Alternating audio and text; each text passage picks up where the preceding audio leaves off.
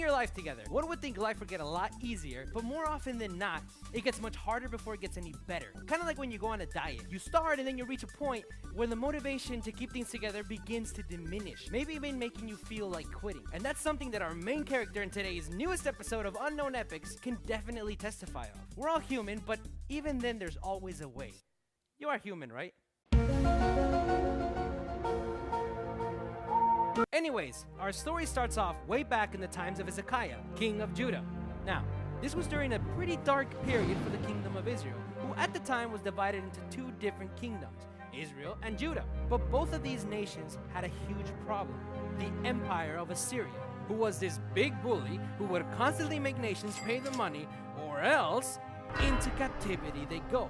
Which is kind of what happened to the kingdom of Israel. They decided to rebel and team up with Egypt, but Assyria caught wind of this and consequently conquered Israel. So yeah, Hezekiah and his kingdom of Judah were in quite the pickle.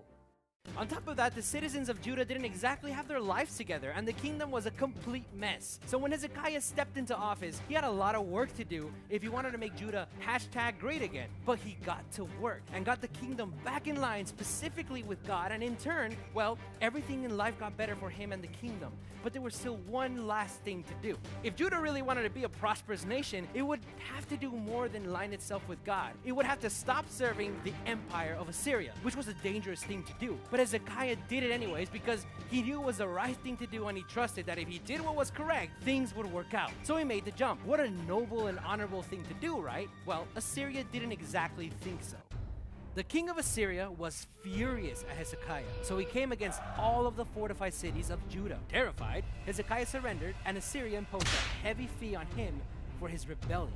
So heavy that Hezekiah had to actually go and strip the house of God of all its silver and gold to pay off this fee.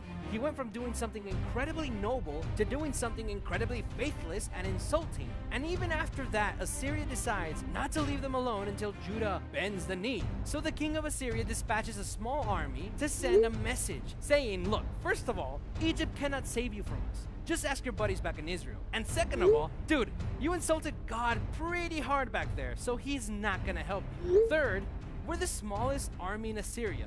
If you can't handle us, how do you think it's gonna be later when the rest of the army arrives? And finally, four, if God is allowing this to happen, it's because he wants you to fail, so you better be afraid. After these pretty convincing threats, Assyria would have to leave to go tend to an emergency call. So Hezekiah got a little bit of breathing room. But don't think it was over yet, because Assyria would send another chilling message saying, don't think you've gotten rid of me just yet.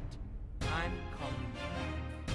I really like this story because it does a fantastic job at highlighting what goes through our mind when things get complicated. Here we are trying to get rid of this problem, trying to do the right thing, and yet, kind of like Assyria did with Hezekiah, the problem talks back, right? It tells you, look, first of all, there's no escaping me. No one has escaped me before, just ask around. Or second of all, yo, remember that time when you failed God miserably? Why would he help you if you insulted him? Or three, hey, I'm just the beginning. Just wait until it gets worse a week from now or a year from now. How are you gonna handle it then? Or four, if God is allowing this to happen, then that means you're gonna fail. And the worst one, we somehow managed to escape the problem miraculously, but here comes that thought in the back of your head saying, what if it comes back? And all those threats are frankly valid. There are cases that are unsolvable, things can absolutely get worse, and yes, some of us, including me, have royally screwed up with God, but King Hezekiah did not let any of those facts stop him from running to God anyways. And just look at how God responds to Hezekiah, which is the same thing that he tells you and I today.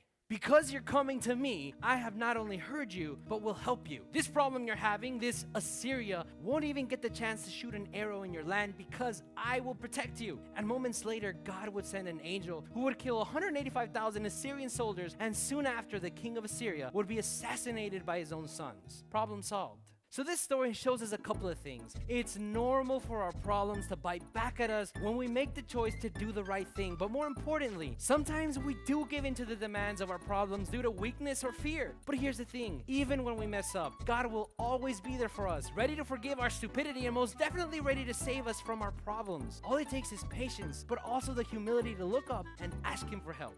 So that's all the time that we have. I hope you enjoyed today's message, but more importantly, I hope it helped. Also, don't forget to like and subscribe subscribe if you haven't done so already. And hey, share this video. You never know whose life you're gonna make better. With that said, see you on the next episode of GGC Today. Bye-bye.